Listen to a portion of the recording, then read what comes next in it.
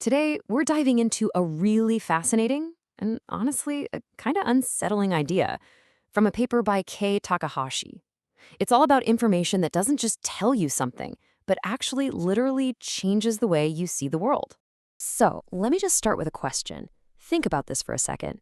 Is it possible for information to get into your head and, well, rewire you? To change how you think, how you judge things from that point on, all without you ever realizing that a change even happened? And that question gets right to the core idea of this paper. See, we usually think about information in terms of its meaning, right? Is it true? Is it false? Do I agree with it? But Takahashi says, hold on. What if we're asking the wrong question? What if we should be less focused on the meaning and way more focused on the effect that information has on us, the observer? So let's start there with this foundational idea. Some information doesn't just inform you, it actively modifies who you are. The paper has a technical term for this. It's called observer modifying dynamics.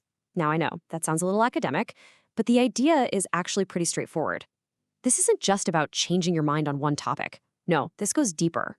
It's about changing the very channels you use to think, what your brain pays attention to, the memories it pulls up, how it makes decisions way down the line. The best analogy is probably this. Imagine your mind's operating system just got a software update, but you never clicked agree, and you definitely didn't get any patch notes telling you what changed. You just start, well, operating differently, and you assume that's just how you've always been. Okay, so your mental software is being updated behind the scenes, but here's where it gets really tricky. That update isn't just quiet, it actively tries to hide itself. And that brings us to the main event, self-concealing information. This is a special and kind of sneaky type of information. It doesn't just change you. Its main side effect is that it makes it harder for you to notice that you were ever changed in the first place.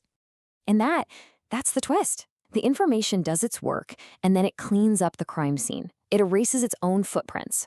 It's like a thief who doesn't just steal from your house, but also edits your memory so you forget you ever owned the thing that's now missing. So you can probably see where this is all heading. It leads to this really unnerving state where you can't actually rely on your own self-assessment anymore. The paper gives this a name, and it's perfect. Internal blindness. This is what happens when you've been exposed to self-concealing information. Your ability to look inward, to introspect and ask, hey, am I thinking clearly? Have I changed? That ability just becomes totally unreliable. And it's not that you're lying to yourself. It's that the very tools you use to find the truth inside your own head have been compromised. Which makes this problem so hard to solve, right? Because when you try to figure out if you've been affected, you're using the very cognitive functions that have been altered. It's like trying to measure a crooked line with a warped ruler. You're just not going to get an accurate reading. And look, this isn't just some abstract theoretical stuff. The paper points out this dynamic is playing out right now in some really important areas. On the human side, you see this with what's called repeated framing. You hear a certain narrative over and over, and it's not just that you might start to believe it.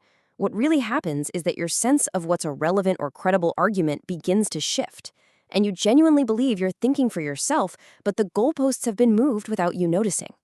And what's wild is the parallel in AI. A prompt injection attack can do the same thing. It doesn't just cause one wrong answer, it can subtly alter the AI's future behavior and even damage its ability to detect that something is wrong. The AI might even tell you, nope, everything is fine, because its own internal checks and balances have been broken. So this all begs a huge question. If we can become blind to our own internal changes, how in the world do we ever detect them? Well, the paper suggests the solution isn't to look harder inside, but to look for help from the outside. This really is the critical point. If introspection is off the table, what do you have left? The only answer is to find a perspective that hasn't been compromised. And the paper lays out a clear two-part strategy for doing just that.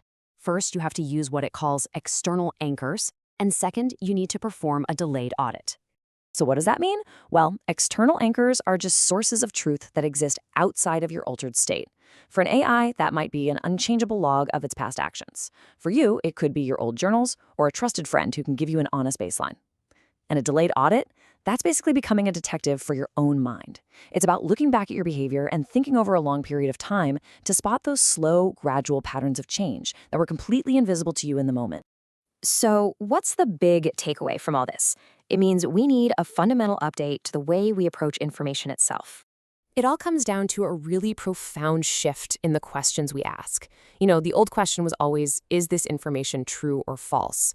But the new, and maybe more important question is, what effect is this information having on my cognitive system? Is it making it harder for me to see things clearly later?